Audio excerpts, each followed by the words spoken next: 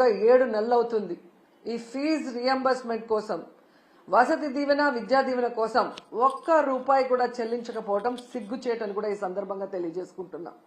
ఎందుకంటే ఆనాడు వైఎస్ఆర్ గారు పెద్ద చదువులు ఉన్నవారికే కాదు, అర్హత ఉన్న ప్రతి పేద మధ్యతరగతి విద్యార్థికి అందించాలని గొప్ప మనసుతో ఈ ఫీజు రియంబర్స్మెంట్ తీసుకురావడం జరిగింది. దాన్ని జగన్మోహన్ రెడ్డి గారు తను అధికారంలో ఉన్న 5 సంవత్సరాలు సంపూర్ణంగా అమలు చేయడం మనం గమనించాం. కానీ ఈరోజు ప్రభుత్వం 3,900 కోట్ల ఈ ఫీజులు, స్కాలర్షిప్ల బకాయిల్ని ఆపేయటం ఎంతవరకు సమంజసమని నేను అడుగుతున్నా. ఎందుకంటే ఈరోజు మీరు చూస్తే విద్యా దీవెన కింద 2,800 కోట్లు, అలాగే వసతి దీవెన కింద 1,100 కోట్లు, అంటే దాదాపుగా 3,900 కోట్లని బకాయిలు పెట్టడం వల్ల కొన్ని కాలేజెస్ లో విద్యార్థుల్ని క్లాసులకు రానివ్వట్లేదు, కొన్ని కాలేజెస్ లో విద్యార్థులకి సర్టిఫికెట్లు కూడా ఇవ్వకపోవటం, కొన్ని చోట్ల విద్యార్థులు చదువుకు దూరం అవటం చూస్తుంటే చాలా చాలా బాధేస్తుంది.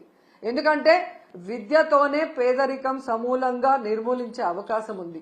అందుకే రాజశేఖర రెడ్డి గారు, జగన్మోహన్ రెడ్డి గారు పేద పిల్లలకి చక్కటి చదువును అందించి ఆ కుటుంబాలు ఆర్థికంగా ఎదిగే విధంగా, సమాజంలో గౌరవంగా ఉండే విధంగా అన్ని రకాలుగా ఎలా అండగా నిలబడ్డారో మనం గమనించాం.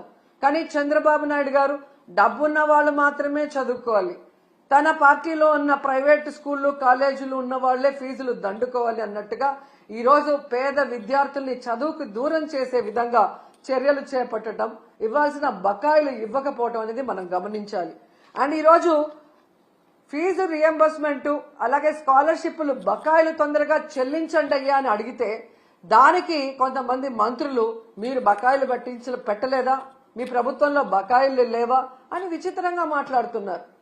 ఆ మంత్రులకు గాని ఆ ఇతండంగా మాట్లాడే వారికి నేను తెలియజేసేది ఒక్కటే, 2019లో చంద్రబాబు నాయుడు గారు దిగిపోయే నాటికి 2,800 కోట్లు బకాయిలు ఉన్నాయి.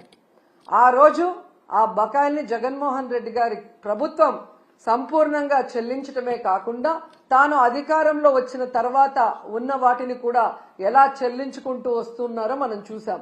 సో ఎప్పుడూ కూడా ఒక ప్రభుత్వం మారినప్పుడు గత ప్రభుత్వంలో బకాయిలు ఉంటే వాటిని తీర్చాల్సిన బాధ్యత ఆ అధికారంలోకి వచ్చిన పార్టీకి ఉంటుంది. కానీ అధికారంలోకి వచ్చిన తర్వాత ఈరోజు చేతులు దులుపుకొని పేద విద్యార్థుల చదువుని దూరం చేసి మళ్లీ ఇతండంగా విచిత్రంగా మాట్లాడటం ఎంతవరకు సమంజసమని నేను ప్రశ్నిస్తున్నా.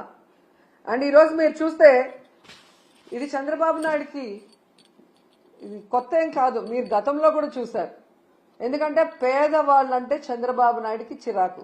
పేదవాళ్ళు మనుషులు కారనా, వాళ్ళకి చదువు అవసరం లేదనుకుంటారో ఏంటో నాకు తెలియదు. కానీ వైఎస్ఆర్ గారు తీసుకొచ్చిన ఈ ఫీజు రియంబర్స్మెంట్ ని ఏ విధంగా ఇంజనీరింగ్ స్టూడెంట్స్ ని ఫీజు రియంబర్స్మెంట్ లో 35,000 రూపాయలకే కోత పెట్టి ఎంతమందిని ఇబ్బంది పెట్టారో మనం అందరం కూడా గమనించాం. కానీ జగన్మోహన్ రెడ్డి గారు ఎంత ఖర్చు అయినా విద్యార్థికి మొత్తం ప్రభుత్వమే చెల్లించే విధంగా ప్రతి పేద మధ్యతరగతి పిల్లవాడికి చక్కటి చదువుని అందించటం ఈరోజు ప్రజలందరూ కూడా గమనించాల్సిన విషయం అని కూడా ఈ సందర్భంగా తెలియజేసుకుంటున్నా.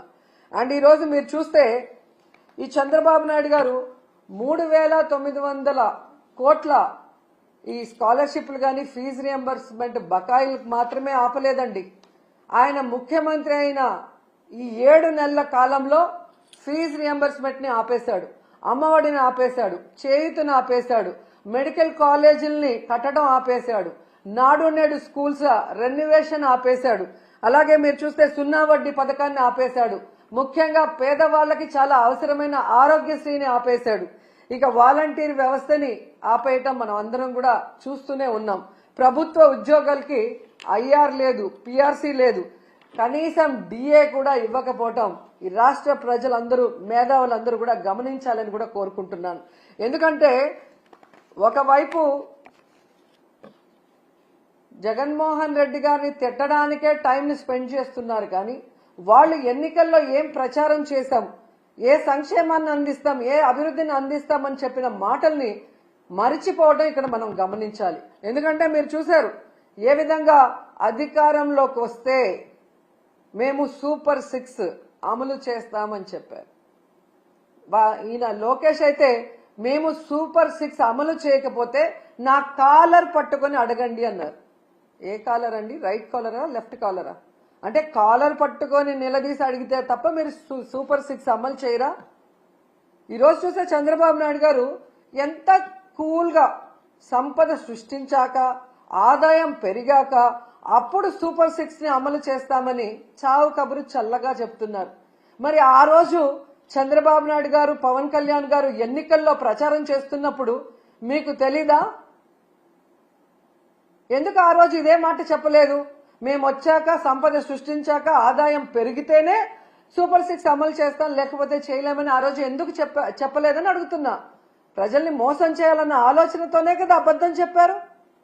మళ్ళీ మీరు చూస్తే చాలా ఎటకారంగా చంద్రబాబు నాయుడు గారు, మీరు కూడా వినుంటారు, పెద్ద గొంతేసుకొని చెవులో మైక్ పెట్టుకొని తమ్ముళ్ళు బటన్ నొక్కుతాడంట జగన్మోహన్ రెడ్డి. బటన్ నొక్కడం పెద్ద విషయమా?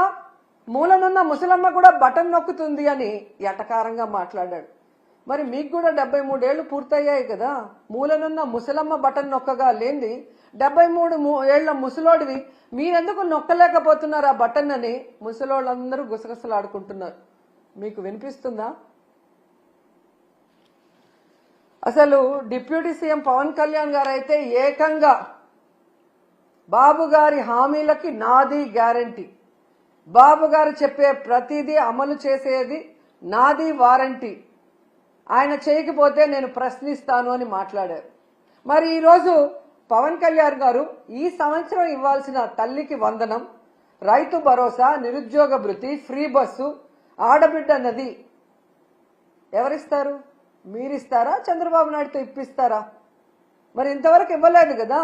మరి ఎందుకు మీరు ఈ కోట్లాది మంది ప్రజల తరఫున నిలబడి చంద్రబాబు నాయుడిని నిలదీయట్లేదు?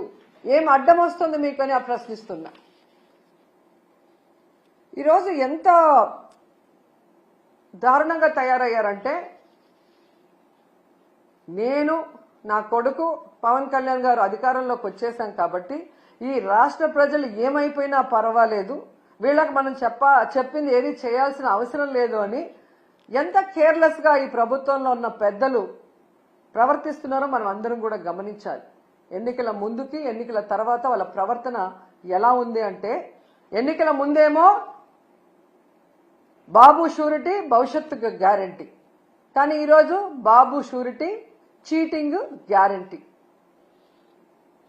సైకిల్ కోటేస్తే ఫ్రీ బస్ మీ ఇంటి ముందుకే వచ్చేస్తుంది, గ్లాస్ కోటేస్తే ఏ క్లాస్ ఉద్యోగాలు మీకు వస్తాయి, పువ్వు కోటేస్తే పువ్వుల్లో ప్రతి మహిళకి 1500 మీ ఇంటికి వచ్చేస్తుంది, కూటమికి ఓటేస్తే ప్రతి బిడ్డకి స్కూల్కి వెళ్లే వాళ్ళకి 15,000 మీకు వచ్చేస్తాయని చెప్పారు. ఇక ఇంట్లో ఎంతమంది ఉంటే అంతమందికి లక్షలు వచ్చి పడేస్తాయని ఏ విధంగా వాళ్ళు బాండ్లు కూడా రాసి ఇవ్వటం మనం అందరం కూడా గమనించాం. కానీ ఈరోజు ఆ బాండ్లు నాలిక గోక్కోవటానికి కూడా పనిచేయట్లేదు. అసలు వీళ్ళు చేసిన ప్రచారం ఎలా ఉంది అంటే, రామానాయుడు గారు సైకిల్ వేసుకొని ఒక ఇంటికి వస్తారు, ఈ రోజుకి కూడా ఎక్కడ చూసినా అది వాట్సాప్ లో తిరుగుతుంది.